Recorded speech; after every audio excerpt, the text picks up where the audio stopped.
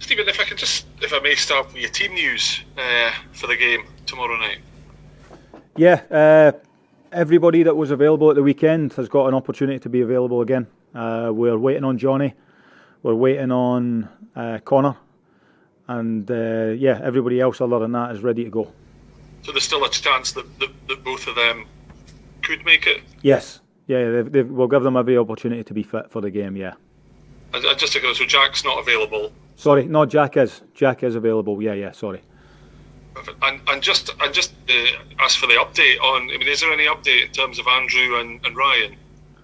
Yeah, Ryan's in the same position as he was before. He's going to be out beyond the international break. I'm not certain how long after that. Shouldn't be too long. With Andy went to see a specialist yesterday. He has today had his cruciate repaired, so he's going to be out beyond Christmas. It's something that he'll be able to get back from. He's a great professional, and we believe that he'll come back strong and ready to go not too long after Christmas, hopefully. As you say, he's a guy that's been such a servant for the football club. What a huge blow for Andy and everyone, isn't it? Yeah, the first concern is for Andy himself. He's in good spirits, but he's obviously going to be very disappointed because he's been brilliant since we came in. He's an unbelievable example to the young players at the club. He's a great professional, one of the best that I've ever encountered. So we're hugely disappointed for him, but we're here to support him in his rehab. And he'll be back. I don't know actually when he'll be back in the building, but as soon as he's back, everybody's here to help him get back on track. And just finally on that, have you had a chance to speak to him since his surgery, and is he in okay spirits? I spoke to him last night ahead of the surgery, so not today. It was done late morning, so just got the news from the surgeon just now, just because obviously we're looking at getting updates how quickly we can, but obviously his family's aware of everything that's going on, which is the first importance for looking after him, his young family, and yeah, that's basically the update. In terms of the game itself, a lot of talk about how important a game this is for the football club, the rewards that are, seem tantalisingly close. Just how are you and the boys all feeling going into this one? Because it is a huge game, isn't it? Yeah, we're excited and we're looking forward to it. I think it's going to be a special occasion. When we started preparing for the Häcken game, we didn't talk about this game, but we were hopeful we were going to be in this situation. We were hopeful going into the game away in Azerbaijan that we would still be in a position to win the game, which we are. So we know what's at stake for the club. We know what the future holds if we get through, and it's something that the club's been desperate for a number of years. And it's 90 or 120 minutes plus penalties away, and we'll do everything we can to get there. Is it difficult to detach yourselves from the potential prize that's on offer, not just from a football point of view of the prospect of 6 more fantastic fixtures, but obviously it goes without saying the financial importance, particularly in the current climate. Is it difficult for you as a group just to detach yourself from the prizes that are on offer and simply just focus on this game? No, it's not at all, because that's what professionals do. You plan and you prepare for the here and now. We can control what happens in the game tomorrow night. That's the sole focus. Anything that happens off the back of a win or getting through is what happens. It's there. But professionals prepare for the 90 minutes. You try to win a game. And the rewards, the trophies, the defeat, anything, it's there for you. But you can those things only come if you look after your business.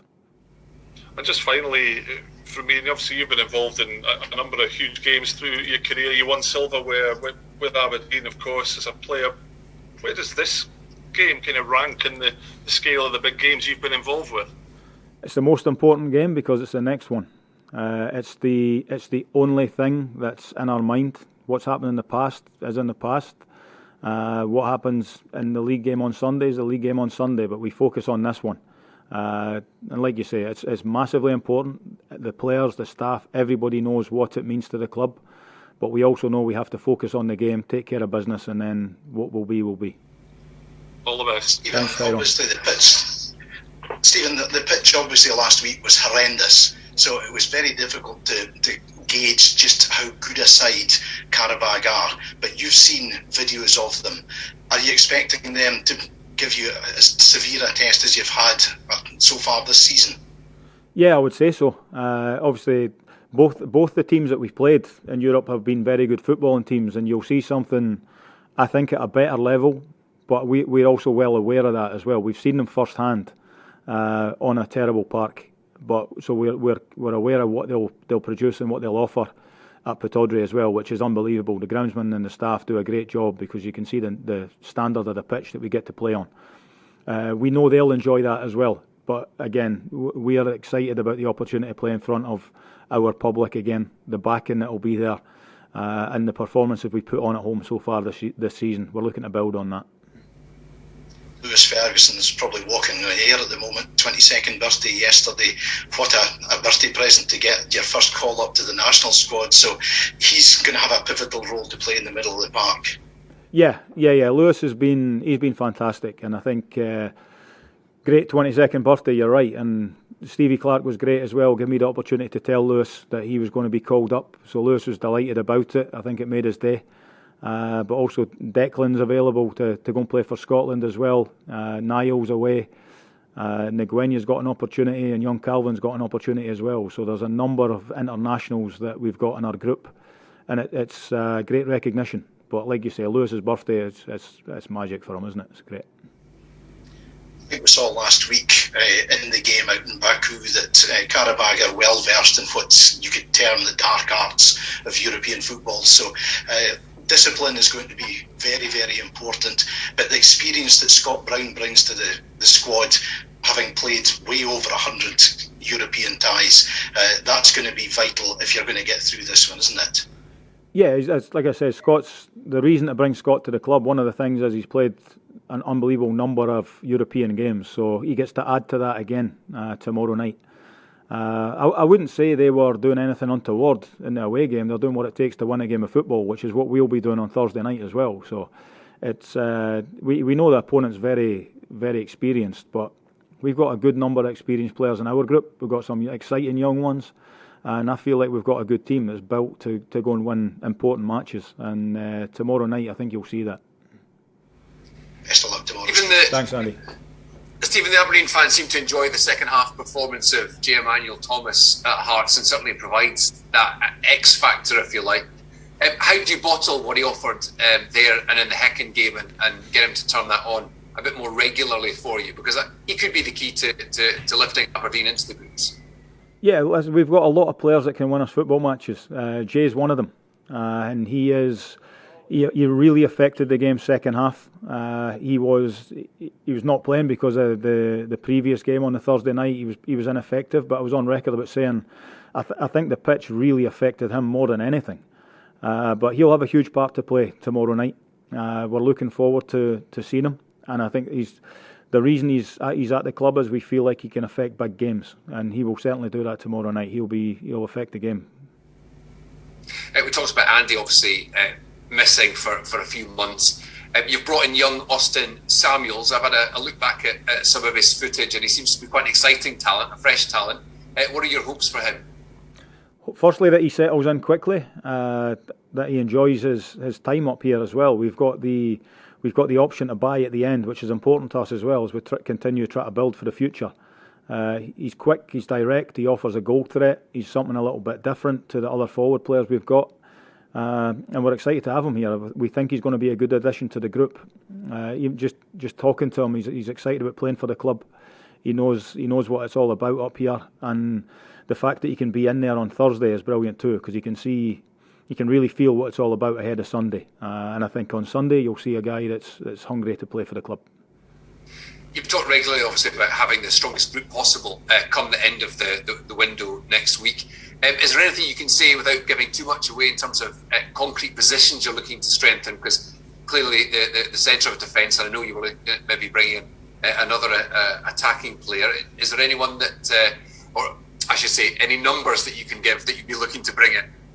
Yeah, we're continually looking to add. We know the areas we need to add in. We don't want to stand still, and we're working.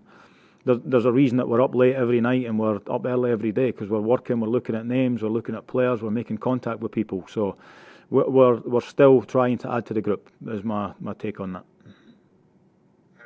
Cheers, Chris. Thank you. Hi, Stephen. Of course, no away goals rule now. What difference will that make to your approach to the game tomorrow night? It doesn't make any difference to the actual approach. We're going to try and win. But what we know that, for instance, a 2-1 puts it to extra time, whereas in the past it would have knocked us out. So in that respect, we're almost beneficiaries of the change to the away goals rule. But before the first tie, I did say that there's going to be some winners and some losers from it.